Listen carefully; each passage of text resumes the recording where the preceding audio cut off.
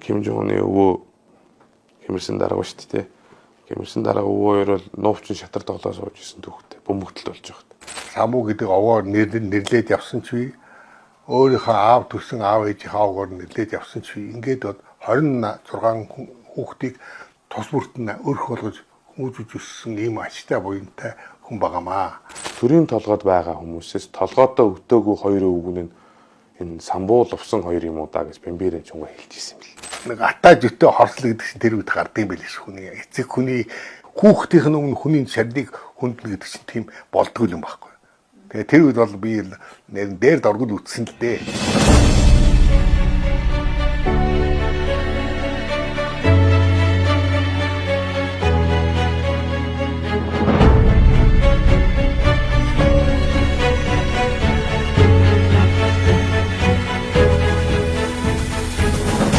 Зүтгэж самбуу гэдэг айлын гал оддыг сахиж үтсэн отгон хүүхэд нь байгаамаа. Түүхээс ярих юм бол манай аав ээж хоёр 26 хүүхэд өсгөж хүмүүжүүлсэн. Самбуу гэдэг овоор нэрлээд явсан ч бий. Өөрийнхөө аав төрсэн аав ээжийнхээ овоор нэрлээд явсан ч бий. Ингээд бол 26 хүүхдийг тус бүртэн өрх болгож хүмүүжүүлж өссөн ийм ачтай буянтай хүн байгаамаа. Тэгээд хамгийн сүүл одоо гал голонд сахиад үлдсэн би л байх шүү дээ сүрэнж байна. Нэг сартаа гэхдээ ч одоо юм мэдэхгүй. Яагаад өргөж авсан юм бол ер нь хүүхдийг хууль ёсоор багтна юм мэдэхгүй багт нь өргөж авч хүн болох нь бол өөрийн хүн болдгийм байна л гэсэн ойлголттой байсан болов уу гэж би бодоод байгаа шүү дээ одоо бол. Тэгээд аапод их хайхтар үнэлтэй. Орос бүх тэр үеийн залуу дагны хүүхдүүд орос сургуульд явж байхад тэр Монгол сургуульд оруулсан шүү дээ. Төрийн толгойд байгаа хүмүүсээс толгойдоо өгтөөгүй хоёр өвгөн нь энэ самбуу лувсан хоёр юм уу да гэж Бэмбэрэн чунга хэлчихсэн юм бэл.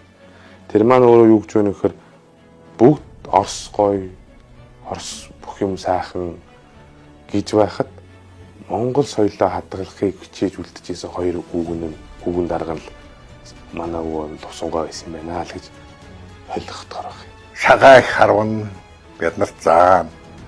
За шатар бол ярилдаггүй те. Морь унах асуудыг хэн яаж унжааг нь айгүй сайн мэдэн. Тиймэрхүү юмнууд Монгол ахуйн талаар их мундаг байсан л да. Тэгэхээр ном анхаарна, маш их хүүхдэд анхаарал тавьдаг хүн байсан шүү дээ. Die ялангуяа сурмаач бит хоёрт бол үнэхээр анхаарал тавьсан. 6 7 гэж аав ажлаа таад ирж байгаа. Бит хоёрыг сургуулаас ирэх бол гадаа гараад нүгэн дээлтэйгээ зогсдог хүмүүс шүү дээ. Тэр хоёр ч. Хүмүүс өвөөгийн тухай гэхээр малаж ахуйн талаар их ном бүтээл хийсэн гэдгээр нь айгүй сайн мэддэг. Гэтэ яг дипломат албанд яаж ажиллаж исэн талаар Монгол улсыг нүүбэд хүлээн зөвшөөрөх дээр яаж хэрхэн нөлөөлсөн, тэр дайны он жилүүдэд зүйл толгойд тусад яаж байж исэн, тэр Солонгосын дайны тэр хүн татуу жилүүдэд яаж байж исэн гэдэг талаар ер нь хүмүүс нэг мэддэггүй юм билээ. Бид нар ч айгүй их ярьдаг шүү дээ. Солонгосын дайнд өргөцсөн өнчөө хүмүүсийг Монголд байсан Солонгос хүүхдийн засарамжийн газар гэж Монголын эмэгтэйчүүдийн холбооны санаачлахаар хацарсан юм. Тэгээ Монголын эмэгтэйчүүдийн холбооны тухайн тэргүүн нь сономын удуулгай буюу манай өвөөг одоо бид нар том ихч гэж хэлдэг. Хамгийн том ихч. Өмнөгөө аймгаас цацраад өсгөөд ингэ явсан. 50 оны 6 сард дайн гараад 9 сард элчингийнхэн хүмүүсээ Монгол руу татаад тэгээ манай өвөө санж мэдтугаа тэгээ бас нэг нарийн бичгтээ гуруулаад Солонгостой үлдээд тэгээ ар гэрийнх нь бүгд бутсан баг. Тэгээ буцаж явах замдаа манай эмээ тэр өнчүү хүмүүсийг харж л тээ. Тэгээд ирээд удуулагчд хэлсэн баг. Тэр нь бид нар нэг ямар нэг юм хийхгүй тэр хүүхдүүдийг аврахгүй болохгүй. Энэ асуудлууд ч үрт одоо манай Монгол улс чинь хоёр Солонгостой хоёулантай нэгтэй харилцаатай тийм ээ. Бас Зүүн Азийнхаа бүсэд энэ хоёр Солонгосыг нэгтгэх боломжтой, зууршлага хийх боломжтой улс гэж яригддаг тийм. Энэ бүхний эхлэлийг яг ингээ үзэхээр манай өвөө юм хоёр тавьсан байгаа байхгүй. Тэгээд дайны жилүүдээр орхиж яваагүй бидэнтэй хамт үлдсэн элчин самбуугээд солонгосууд бол айгүй хүндэтгэлтэй хүлээж авдаг. 3 дахь удын хуульч үлэмж байна. 2 дахь нь би байна. Анхных нь одоо манай аав хуульч байсан байна гэж би одоо ойлгох төрөйд байгаа шүү. Одоо 4 дахь үе маань одоо манай мэдхэн хуульч одоо төгсөж шүү. Бид нар бол 4 үеэрээ хуулийн ажил хийж байгаа л хүмүүс. Дарга болгож хүмүүжүүлнэ гэдэг тийм аав би чиг сонсоогүй байна. Харин за чи нэг сайн хүн бодно шүү, хүн шиг хүн бодно шүү чи хөө. Найз нөхч нь чамайг хүндэлдэг байхтай. Чи найз нөхдөөгөө араас нь нуруур нь хутга шаадгүй байх хэвээр, хулигддаг байх хэвээр. гэж л хэлээ шүү дээ. Би бол гал голонтын хүн гал голонтой сахиад байдгаар нь байлгал гэж бодож байсан.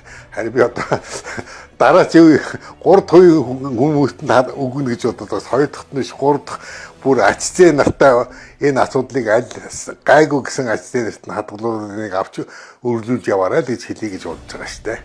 Өөрөөсөө унтаж хэрглэж ирсэн ор байгаа.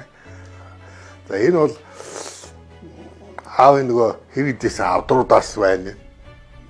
Энэ бол анх манай аав ээж хоёр гэр бүл болохдоо 24 онд нийслэлд орж ирээд тэр үеэс хэлсэн авдар. Гачин гой шүү энэ гой авдар. Танаар тэр ийм л юм байна. Одоо байгаагаар л байлгаж байгаа бид нар. За энэ бол одоо их төвхтэй. Ардын хурлын дарга болсон бүүн цэнтуган ажлыг авсны дараа байсан 50 байгаа. Тэгээд энэ бол одоо сүүлд нь 62 онд балбын дархан балбаж хийсэн бас нэг дархан давтчихсэн гэж балбын хаан ирээд манай аав энэ дотор нь бурхан шашны байлуулдаг байхгүй юу. Тэгэхээр аав тэр бурхан шашны 50 байдлын юуг нь ордондоо төрийнхөө ордонд залаад ажлынхаа өрөөнд залаад хоосон зайн дээр нь хорог маягтай багаж энэ дээр нь манай аав ном судраа хийдэг гэсэн байхгүй юу. Тухайн ер нь л яг манай өвөөгийн үеийн улс төрийн зүтгэлтнүүдийн цорын ганц зорилго байсан. Энэ бол Монгол улсыг тусгаар тогтнол бие даасан улс болох ийм зорилго байсан. Миний өвөө бол энэ үйл хэргийн төлөө өөрийгөө зориулсан хүн юм байна л гэж би бол хардаг. Тэгэхээр Монгол улсыг нүүбэд илссэн өнөөгийн бүрэн эрх тусгаар тогтнолтой улсыг биднэрт өвлүүлэн үлдээсэн манай Ахмад дүү буюу нэг өвөг дээдс юм байна л гэж би хардаг. Энэ миний өвөгийн хамгийн том гавьяан юм болов. Эрдэнэ бол сая их хурл дээр тогтоолын төсөл санаачлаад түрүүжлээс би бас их хурлын замдчдар дарга руу ерөнхийлөгч хөрсөх рүү Эрдэнэ цайд руу 130 жилийн одоо 2025 онд тохионоо самуу сангийн зүгээс бид нар нэг юм тодорхой арга хэмжээнүүд хийх гэж байгаа. Тэгээ хүсэлтүүд өгөө явж исэн. Эрдэнэ бол манай нөөцлөж байгаа эцсийн газарт ажлын хэсэг байгуулах хөрлийн тогтоол 130 жилийн тэмдэглэх ажлын хэсэг байгуулах хөрлийн тогтоол гаргуулад авсан. Тэгээд энэ тогтоол маш их баярлж байгаа. Монгол төрийн мэрэгэн өвөө гэдэг үг 1972 оны 55 сарын 20-нд өвөөгийн оршуулган дээр Зэдэнбал арга хэлсэн юм байна. Монгол төрийн мэрэгэн өвөөгөө сүүлчийн замд мэдж байна гэх хэмнэлийн үг, гашуудлын үг хэлэхдээ хэлсэн үг. Анх засгийн газрын ордны ардталт байсан шүү дээ манай аав өчөө. Шарил одоо өөр тэр талбайд байж шүү дээ. Засгийн газрын ордны талбайд байж шүү дээ. Тэгээ тэр үед бол би дээр доргол үтсэн л дээ. Тэгээ чуулганаар орж тэр их хурлын тогтоол зарилгуудыг чинь хүчингү болгож ээж энэ асуудал чинь хууль номын дагуу тэр алтан үлгээдээ очсон шүү дээ. Тэг яг зөвхөн өөрийнх нь нэг тийм нэг талыг дагаж гүйдэггүй төвч голч чихч шудраг сан чанар нь 1972 он хүртлийн төрийн өндөртэй талд нь байхад нь бас нөлөөлсөн л байна. Нөгөө аборт хийх асуудлыг улс төрийн төвчөн дээр хэлэлцээд абортыг зөвшөөрөх асуудал яригдчихсэн. Тэгээд Монголын үрс маш олон болтгоо гараа ирсэн. Тэгээд ерөөсөө 6 сарын дараа алдар тхий одон гэдэг. Одонг өөрөө санаачлаад ардын хурлын тогтоолоор батал болж ирсэн. Тэгэхээр яг нэг юм улс төрийн экзектэй шийдэлгүй юм үед гарц гаргалгааг нь гаргаж чаддаг.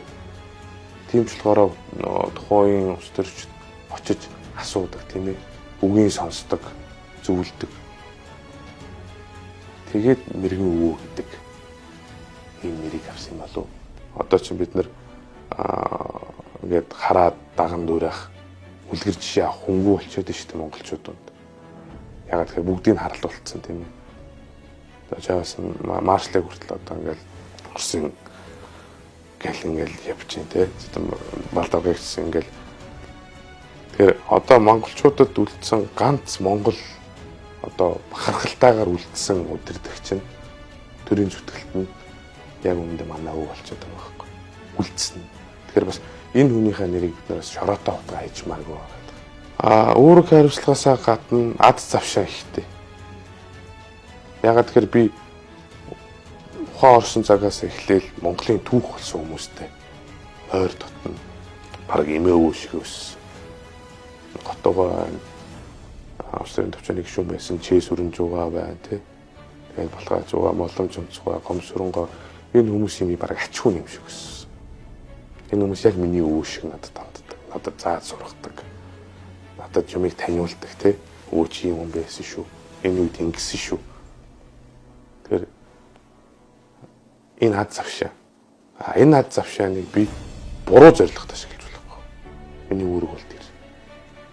Энэ хүмүүсийн хүсэж байсан бүтээх гэж байсан тэр зүйлийг би өөрийнхөө чадлаар дэмжих, туслах, тэр зорилгот нь хүрэхин төлөө л явах хэрэгтэй гэж боддог. Ким Жон Уны өвөө Эмерсэн дарга шүү дээ. Эмерсэн дарга өвөө хоёр бол нууцын шатар тоглоо сууж ирсэн түүхтэй. Бөмбөгтөл болж байгаа. Шинэ Америкт бөмбөгдөж байгаа шүү дээ. Тэгэж шатар тоглоо сууж ирсэн. Санжигтойгоо дурсамж дээр тухай Москвад элчин сайд яаман дээр бөмбөг унж яхад шатраа бариад юу ч болоогүй юм шиг талхаа явчихсан. Тэгэхээр Монгол хүн чинь ер нь нэг тийм аддуу биш тийм ээ. Ууж яг талшгээстэй бид нар чи ер нь яг тэрийг л бид нар одоо яг санах хэрэгтэй. Санахын тулд бид нар энэ үдээшээ байгаа энэ хамгийн ойрхон байгаа энэ өгчүүлээ бид нар харах. Эднээсээ дүүрэл авах хэрэгтэй байна л. Миний бол ерөөсөө л Монгол. Монгол хүн ямар байх хэвээр, Монгол эр хүн ямар байх хэвээр яг л тэрний тод үлгэр жишээ болсон л.